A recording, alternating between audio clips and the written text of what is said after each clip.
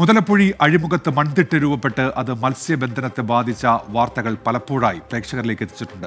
ജീവനോപാധിയായ മത്സ്യബന്ധനം നിലച്ചതോടെ പ്രത്യക്ഷ സമരത്തിലേക്ക് കടന്നിരിക്കുകയാണ് മത്സ്യത്തൊഴിലാളികൾ. അഴിമുഖത്തെ മണൽത്തിട്ട നീക്കം ചെയ്യണം എന്നാവശ്യപ്പെട്ട് അഞ്ചുതെങ്ങ് മുതൽ പെരുമാതുറ വരെ മുഴുവൻ റോഡുകളും മത്സ്യത്തൊഴിലാളികൾ ഇന്ന് ഉപരോധിച്ചു. പിന്നീട് ഫിഷറീസ് ഡയറക്ടറുമായി നടത്തിയ ചർച്ചയെ തുടർന്നാണ് പ്രതിഷേധം അവസാനിപ്പിച്ചത്. പറഞ്ഞു മടുത്ത വിഷയമാണ് മുതലപ്പുഴയുടേത്. ഇന്ന് പറയാനുള്ളതും അതേ കാര്യം തന്നെ. ഭരണകൂടം ഇങ്ങനെ കണ്ണിറുക്കിയടച്ചാൽ ഇതല്ലാതെ മറ്റെന്ത് പോംവഴി?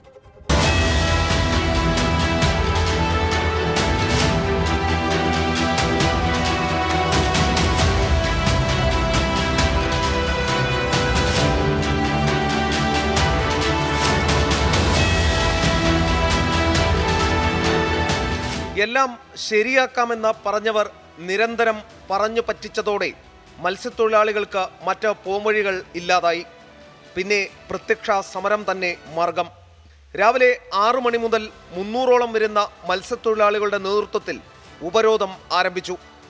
അഴിമുഖത്തെ മണൽത്തിട്ട നീക്കം ചെയ്യണമെന്നാവശ്യപ്പെട്ട് അഞ്ചുതെങ്ങ് മുതൽ പെരുമാതുറ വരെ മുഴുവൻ റോഡുകളും ഉപരോധത്തിൻ്റെ ഭാഗമായി മത്സ്യത്തൊഴിലാളികൾ അടച്ചു. അഴിമുഖത്തെ മണൽ നീക്കം ചെയ്യുമെന്ന ഉറപ്പ് നിരന്തരം ലംഘിക്കപ്പെടുന്ന സാഹചര്യമാണെന്ന് സമരക്കാർ ആരോപിക്കുന്നു. കയർ വലിച്ചുകെട്ടി ഗതാഗതം പൂർണ്ണമായി തടഞ്ഞായിരുന്നു ഉപരോധം. പ്രതിഷേധം കനത്തതോടെ നിൽക്കക്കള്ളിയില്ലാതെ ഫിഷറീസ് ഡയറക്ടർ സ്ഥലത്തെത്തി. മുതലപ്പുഴി സംരക്ഷണ സമിതിയുമായി ചർച്ച നടത്തിയ അദ്ദേഹം 4 ദിവസത്തിനുള്ളിൽ ഡ്രഡ്ജിംഗ് ആരംഭിക്കുമെന്ന ഉറപ്പ് നൽകി. മുതലപ്പുഴയിൽ ഇതുവരെ പൊലിഞ്ഞത് 72 മത്സ്യത്തൊഴിലാളികളുടെ ജീവനുകളാണ്. എല്ലാവരും അന്നന്നത്തെ അന്നത്തിന് പണിയെടുക്കുന്ന പാവങ്ങളും. ഇനിയും എത്ര പേരുടെ ജീവനുകൾ കൂടി വേണം അധികാരികൾ കണ്ണു തുറക്കാൻ? ആദ്യം ഫിഷറീസ് സെക്രട്ടറിയുടെ ഉറപ്പ് വിശ്വാസത്തിലെടുക്കാൻ തൊഴിലാളികൾ തയ്യാറായില്ല. മുൻപ് മന്ത്രി വരെ ഉറപ്പ് കൊടുത്തതാണ് അവർക്ക്. അതുപോലും ലംഘിക്കപ്പെടുമ്പോൾ ഉദ്യോഗസ്ഥ ഉറപ്പിന് എന്തു വില? മണിക്കൂറുകൾ നീണ്ട തർക്കത്തിനൊടുവിൽ ഉച്ചയോടെ ഫിഷറീസ് സെക്രട്ടറിയുമായുള്ള ചർച്ച ഫലം കണ്ടു. 4 ദിവസത്തിനുള്ളിൽ ഡ്രഡ്ജിംഗ് ആരംഭിക്കാമെന്ന ഉറപ്പിന്മേൽ സമരപരിപാടികൾ അവസാനിപ്പിച്ചു. ചൊവ്വാഴ്ചയോടെ ഡ്രഡ്ജിംഗ് ആരംഭിച്ചില്ലെങ്കിൽ ഹൈവേ ഉപരോധമടക്കം ശക്തമായ സമരപരിപാടികൾ ഉണ്ടാകുമെന്ന് സമരസമിതി വ്യക്തമാക്കി. പ്രതിഷേധത്തെ തുടർന്ന് പ്രദേശത്ത് വൻതോതിൽ പോലീസിനെ വിന്യസിച്ചിരുന്നു. എങ്കിലും സ്കൂൾ ബസ്സുകളും ആംബുലൻസുകളും ഉൾപ്പെടെയുള്ളവ സമരക്കാർ കടത്തിവിടുന്നുണ്ടായിരുന്നു.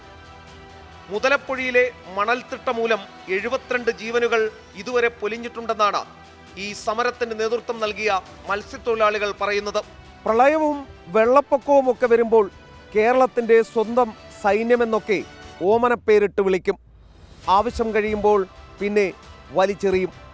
വല്ലാത്ത ക്രൂരതയാണ് സാറന്മാരെ നിങ്ങൾ മുതലപ്പുഴക്കാരോട് ചെയ്യുന്നത്. ക്യാമറാമാൻ വിപിൻ വേളിക്കൊപ്പം എസ് ശ്രീകാന്ത്, 24 തിരുവനന്തപുരം. പൊതുജനം കഴുതയല്ല സാർ. മത്സ്യത്തൊഴിലാളികളുടെ ആശങ്ക പരിഹരിക്കാമെന്ന് അധികൃതർ ഉറപ്പു നൽകിയതാണ്. പക്ഷേ മുതലപ്പുഴയിൽ 72 ജീവനുകൾ പൊലിഞ്ഞിട്ടുണ്ട്. ഈ വിഷയത്തിൽ ഇടപെടാൻ ഇനി എന്ത് ചെയ്യണം എന്നാണ് മത്സ്യത്തൊഴിലാളികളുടെ ചോദ്യം. പ്രതികരണത്തിലേക്ക്. അദാനി ഞങ്ങളെ പറ്റിക്കുകയാണ് ചെയ്യുന്നത്. അപ്പോൾ അതിൻ്റെ ഭാഗമായിട്ട് ഞങ്ങൾ നേരെ സർക്കാരിൻ്റെ അടുത്ത് കൃത്യമായിട്ട് റിപ്പോർട്ടുകൾ കൊടുക്കുകയും മന്ത്രിക്കടുത്ത് നേരിട്ട് സംസാരിക്കുകയും അപ്പോൾ മന്ത്രി പറയുന്നത് അദാനി ചെയ്യും. ഞങ്ങൾ അദാനിയെയല്ല ഇവിടെ അധികാരത്തിരുത്തിയിരിക്കുന്നത്. ഇവിടുത്തെ ജനാധിപത്യത്തിൻ്റെ മേലിൽ വോട്ട് ചെയ്തുകൊണ്ട് അധികാരത്തിരുത്തിയ സർക്കാരും അതിൻ്റെ സംവിധാനങ്ങളുമാണ് ഞങ്ങൾക്ക് പരിഹരിക്കേണ്ടത്. ബുധനാഴ്ച മുതൽ ഞങ്ങൾ ലോങ് മാർച്ച്, അതായത് ഹൈവേയിൽ ഒരു വണ്ടികളിലും പോവാതെ 6 മണിക്കൂർ നേരം ഹൈവേയിൽ വരെ ബ്ലോക്ക് ചെയ്തുകൊണ്ട് ഞങ്ങൾ സെക്രട്ടേറിയറ്റിലേക്ക് ലോങ് മാർച്ച് നടത്തും. ഇതാണ് ഞങ്ങളുടെ തീരുമാനം. അവർ ഓരോ ചർച്ചയിലും പറഞ്ഞതെന്നറിയാമോ, ഒരാഴ്ച 1 മാസത്തിനകം വെച്ച് ഈ മണലെടുത്ത് മാറ്റിത്തരാമെന്ന് പറയും.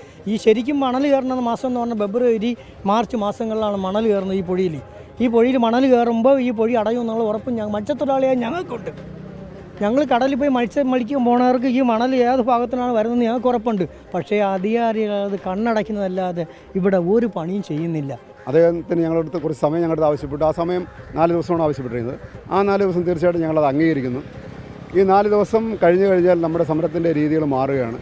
കൃത്യമായിട്ട് 4 ദിവസത്തിനകത്ത് ഈ ഡ്രഡ്ജിങ് ഇവിടെ നടക്കാത്ത പക്ഷം ഞങ്ങൾ ചൊവ്വാഴ്ച കഴിഞ്ഞുള്ള വരുന്ന ദിവസങ്ങളിൽ സമരസമിതി ഹൈവേ പിക്കറ്റിംഗിൽ ഉൾപ്പെടെ സെക്രട്ടേറിയറ്റ് പഠിക്കൽ ഉൾപ്പെടെ അവിടെയുള്ള ഉപരോധ സമരം ഉൾപ്പെടെയുള്ള കാര്യങ്ങളും സമരങ്ങളുമായിട്ട് ഞങ്ങൾ മുന്നോട്ട് പോകാനുള്ള തീരുമാനമാണ് ഞങ്ങൾ എടുത്തിട്ടുള്ളത്.